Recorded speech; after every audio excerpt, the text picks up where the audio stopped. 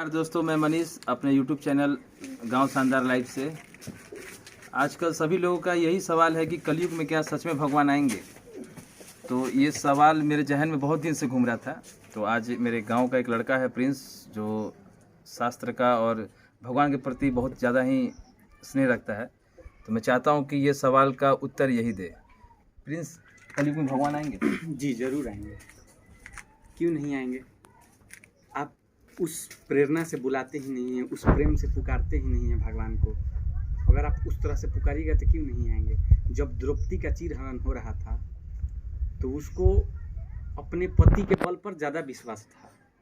वो नारायण के ऊपर उसका विश्वास कदापि नहीं था। इसीलिए उसने पहले पितामह के पास गई, बोली बचाइए। पितामह भी सिर झुका दिए।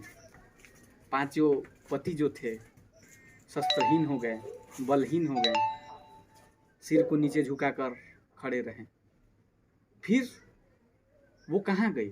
वो वही ऊपर वाला के पास गई, भगवान नारायण को याद की।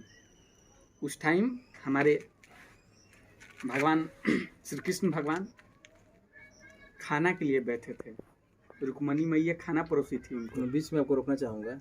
मैं पूछना चाहता हूँ, कलयुग में भगवान आएंगे कि नहीं आएंगे? जी, इसी बात को हम आपको कथा के संक्षेप से बताना चाहते हैं। तो शॉर्ट में बताइए, क्योंकि ये यूट्यूब का ब्लॉग है।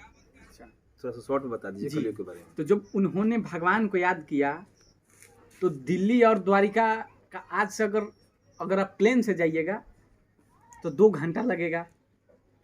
लेकिन उस टाइम एक क्षण में भगवान वहाँ पर प्रकट हो गए और चीर का अवतार लेकर बढ़ने लगे। फिर आपको हम बीच में रोकना चाहेंगे। जी। सर, इसमें कहाँ कलयुग के भगवान आएंगे? जब थोड़ा सा जल्दी आइए आप भगवान के पास। इसलिए क्योंकि जो मीरा थी वो कली काल कहीं थी। वो भगवान से बहुत उसका प्रेम था। बचपन से ही उसकी माँ ने मजाक मजाक में बोल दिया था, जाओ तुमको कन्हैया जी से हम ब्याह कर दिए हैं।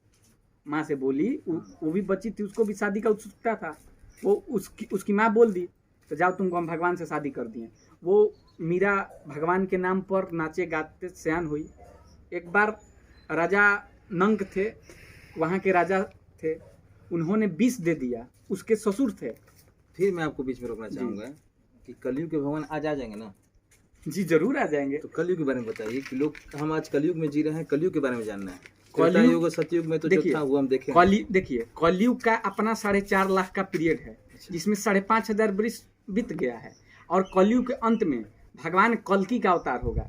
इसमें आपका कलंक, जैसे आपके माँ बाप दूसरा जात के हो गए और आप दूसरा जात के, वो दोनों को मिलाकर कलंक हो गए और उसी कलंक को नाम दिया गया है कल्कि अवतार। यानी इस युग में इंटरकास्ट मैरिज ज्यादा होगा। जी, इसी के आधार पर उनका नाम कल्कि अवतार होगा।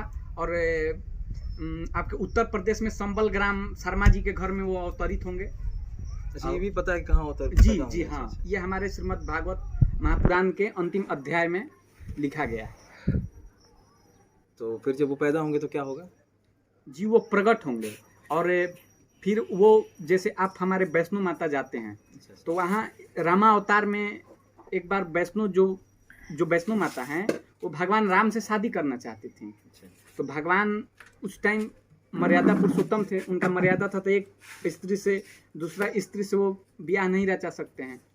इसीलिए उन्होंने वन के बाद आने का, जब वो आए तो उन्होंने माँ से एक एथी रखा था, एक जैसे बोलते हैं संगठन। तो अगर आप हमको पहचान गए तो हम अपना जो ये मर्यादा तोड़ देंगे। तो माँ नहीं पहचान पाई। इसीलिए कल्कि अवतार के लिए आज भी वहाँ वैष्णो देवी जो हैं प्रभु के लिए ध्यान में हैं।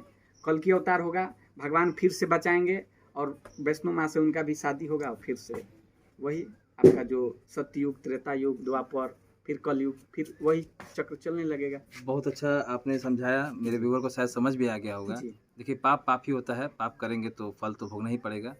अब वो भले भगवान आए या पुलिस प्रशासन से मिले या किसी भी रूप में मिले, लेकिन पाप का प्रायश्चित यही करना पड़ता है। तो आप जानबूझ के पाप करने से बचें। अगर आपको वीडियो अच्छा लगे तो प्लीज़ सब्सक्राइब कीजिएगा, लाइक कीजिएगा, शेयर कीजिएगा। Thank you.